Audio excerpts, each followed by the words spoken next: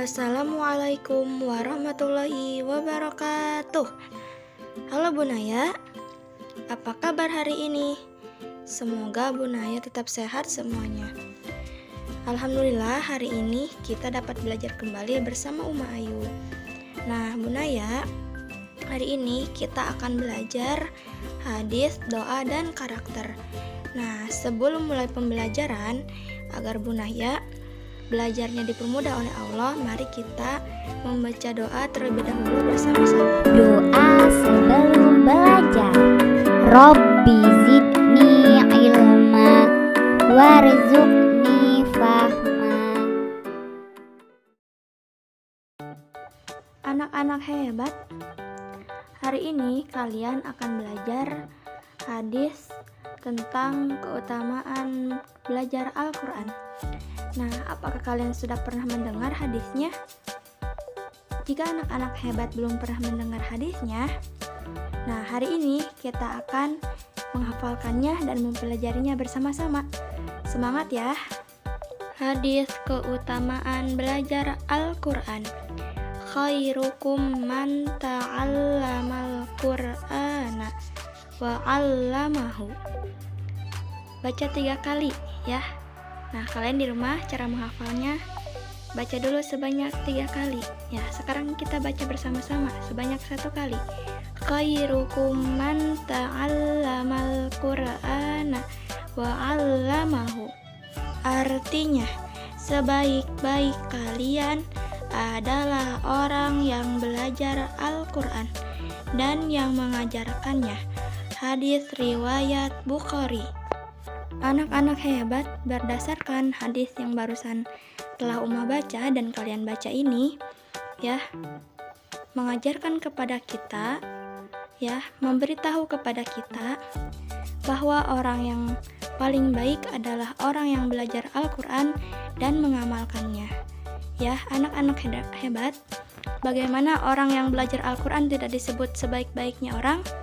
Ya, karena dia mempelajari apa yang Allah turunkan, ya, dan Al-Quran itu sebagai hukum, sebagai pedoman untuk kita semua, untuk orang-orang muslim. Nah, kita semua wajib mengamalkan, wajib mempelajari apa yang ada dalam Al-Quran. Dan orang-orang yang hidupnya sesuai dengan Al-Quran, sesuai dengan perintah Allah, sesuai dengan hadis Rasulullah, insya Allah dia akan masuk surga.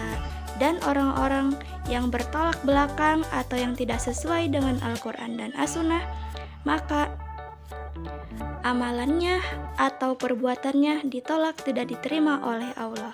Nah, anak-anak hebat semuanya ya harus beramal, harus mengamalkan isi dari Al-Quran dan hadis Rasulullah SAW. Ya, Al-Quran ini adalah ciptaan Allah. Ya, Al-Quran ini sangat mulia. Nah, maka kita semua wajib mengamalkannya dan mempelajarinya, termasuk ilmu tajwidnya, ya, dalamnya, ya, sangat lengkap dan sangat sempurna ya untuk membimbing kehidupan kita semuanya agar berada dalam jalan kebenaran dan nanti kita pulang kepada Allah dalam keadaan selamat dan memasuki surganya. Amin. Oleh karena itu, anak-anak hebat harus semangat belajar Al-Quran, terutama ya sekarang Bunaya menghafal Al-Quran.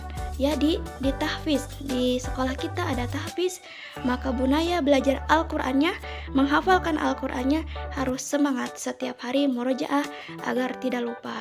Nah, nanti kita ke depannya ya, mulai dari sekarang kita mempelajari satu persatu ayat-ayat yang ada dalam Al-Quran, sehingga kelak kita bisa mengamalkannya dalam kehidupan sehari-hari. Dan ya sudah dimulai harus dari sekarang diamalkan dalam kehidupan sehari-hari agar mendapatkan ridho Allah.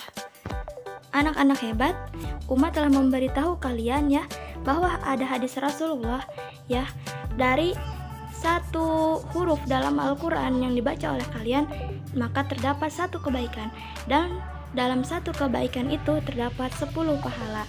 Nah, anak-anak hebat, maka kalian harus semangat di rumah untuk menghafalkan Al-Quran, untuk membaca Al-Quran, dan untuk mengamalkannya. Nah, hari ini Bunaya, kalian mempelajari 2 hadis ya. Hadis yang kedua, kita akan belajar hadis tentang niat. Apakah kalian sudah tahu hadis tentang niat? Nah, sekarang kita akan membacakannya ya, akan menghafalkannya bersama-sama.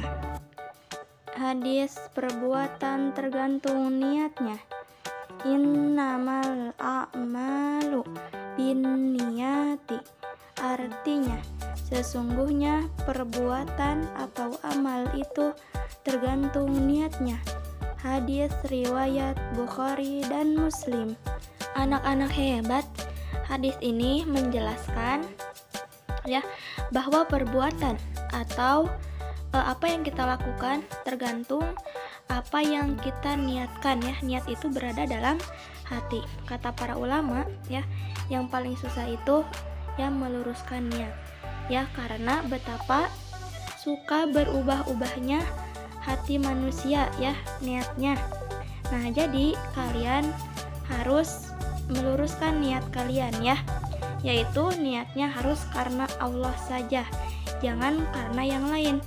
Bagaimana maksudnya karena yang lain? Ya, misalkan kalian baik ya kepada teman kalian, tetapi saat di depan karena ya ada takutnya disangka misalkan kata kok aku nggak baik. Nah, itu berarti niatnya karena bukan baik karena Allah. Jadi Bunaya jangan sampai seperti itu, tetapi apa yang Bunaya lakukan itu harus karena Allah agar berbuah menjadi pahala.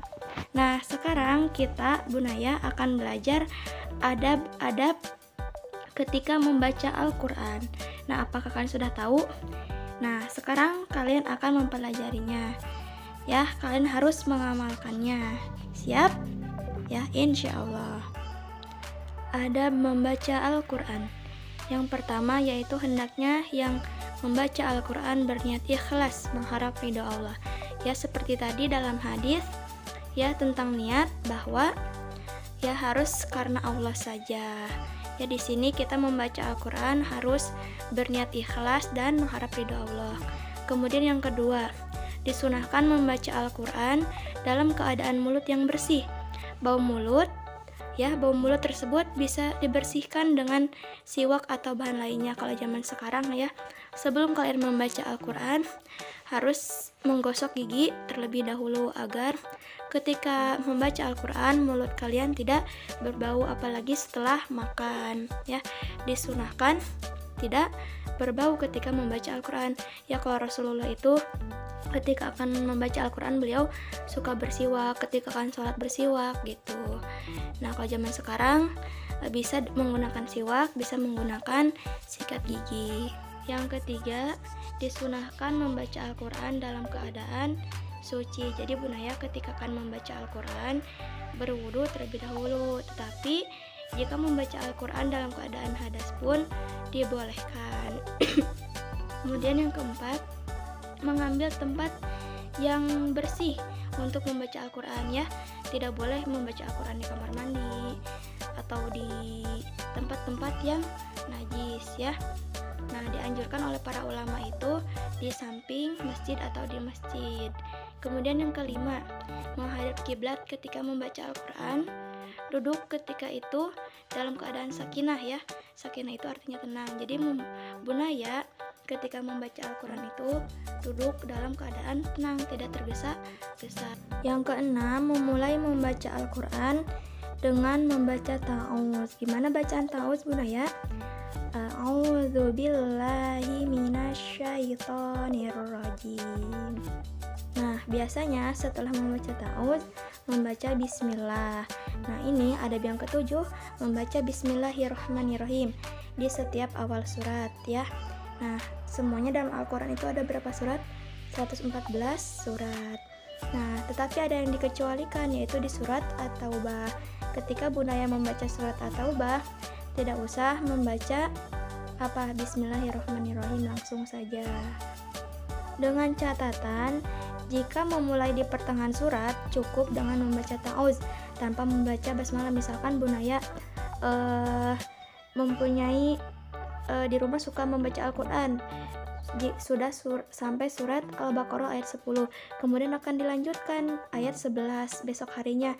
Nah, ketika besok harinya membaca Al-Quran ayat surat Al-Baqarah ayat 11, Bunaya tidak usah membaca bismillah lagi, tetapi cukup membaca ta'awudz saja. Kemudian yang ke-8, hendaknya ketika membaca Al-Quran dalam keadaan khusyuk dan berusaha untuk mentadaburi, ya, merenungkan setiap ayat yang dibaca. Nah, kenapa zaman dulu kalian pernah mendengar kisah para ulama? Ketika para ulama membaca Al-Quran itu mereka menangis, ada yang pingsan, ya. Begitupun dengan para sahabat dan Rasulullah SAW, ya. Kalau menangis ketika membaca ayat apa? Ya, ketika membaca ayat tentang siksa, ya, tentang neraka. Nah, itu sangat serem sekali, ya. Nauzubillahi min dzalik. Nah, Bunaya, semoga kalian tetap menyimak apa yang Uma jelaskan, walaupun memang videonya sangat panjang, ya. Nah, Bunaya, untuk tugasnya nanti sama Uma dicantumkan di grup, jangan lupa dikerjakan, ya. Nah, untuk materinya Bunaya tulis di bukunya. Insya Allah ketika home visit akan Uma periksa. Mungkin cukup sekian pembelajaran hari ini.